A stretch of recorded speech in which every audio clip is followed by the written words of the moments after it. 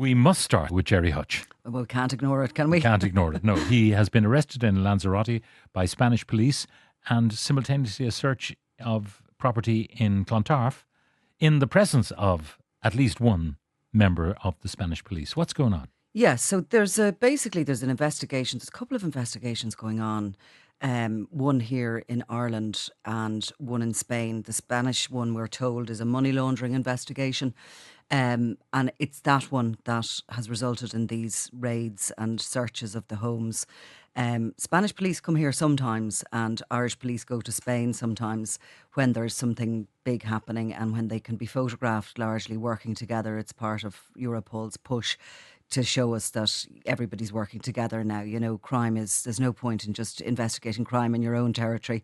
Yeah. You know, it's so transglobal that it is up to the law enforcement to work and swap intel. So we don't know how long they can hold him, because the rules over Well, there tend to be different to the Yeah, rules. that's interesting actually, because in Spain sometimes what they do is it works completely separately, different to our system, but they can put them before the magistrate, and the magistrate, as in the judge, starts investigating what the police have investigated so far. The Kinahans, if you remember, in 2010 under Operation Shovel were brought before the courts, and that lurched on for about 10 years. Yeah. While they still, had to sign on and all the rest of this. So, and it came to nothing. So you can be. And when you're on an island like Lanzarote, exiting that island, even if you're out and have to report into the police station every week or every month or whatever it is, might be hard to escape. Yeah, I mean, look, we'll wait and see what happens. I mean, he's been questioned. Obviously, these searches have happened. Of course, the story came out the week previous that he was considering throwing his hat in for the election. Was that simply mischief making, or do you think it was a serious attempt to disrupt, for example, Mary Lou McDonald? I think he seriously was and possibly still is considering it. There was a kind of a word that there had been a sort of campaign team put together, that the headquarters had been, identified as the Corinthians Boxing Club.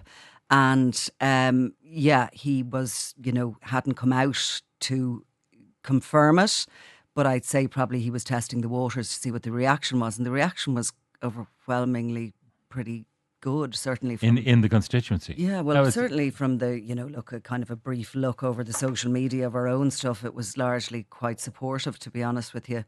Why? Because he's a really unusual character. Like, he's a criminal for a long time, but he is quite liked, and obviously by a man lot with of people. a singing voice, because he was filmed, I think, doing karaoke. Well, he's become there's people taking pictures of him and selfies with him and all sorts of stuff since he was released, found not guilty of the murder of David Byrne, which was a huge moment for him, if you remember, when he walked out of the courts. And even that day, he walks out of the courts, and the city, anybody passing by at the time, it was kind of chaotic, but they were all honking their horns and shouting up Gerry at him and stuff. Like, you don't get that with many criminals. It's a strange one. And then he had famously a haircut and a beard trim. Yes, and that became transformed news. himself. Yeah, that became news too, you know.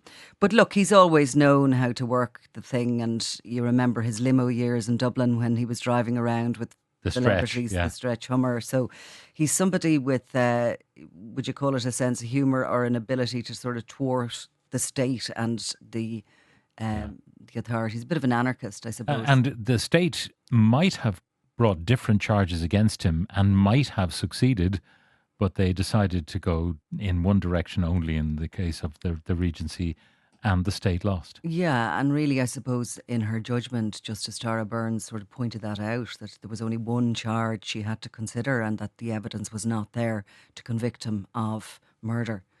There was also evidence given during that case about the existence of the Hutch organised crime group and it being a sort of a familial grouping with patriarchal sort of leaders. And there are charges can be brought about gang membership. We know that. Yeah, directing criminal organisations can be brought.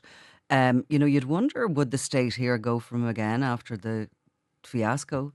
Well, that was the they didn't lose on those charges that were never brought, so it's still open to them to bring more charges if they think they have the goods and the appropriate.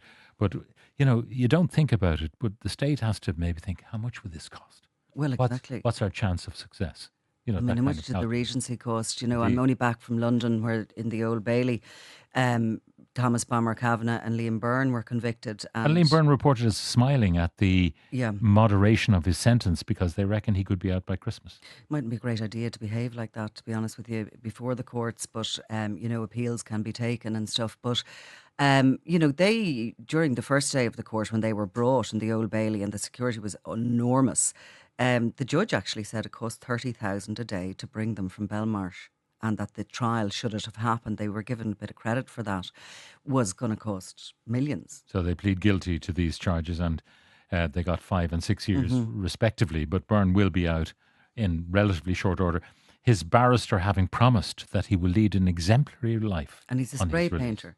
Spray painter. That's what he does.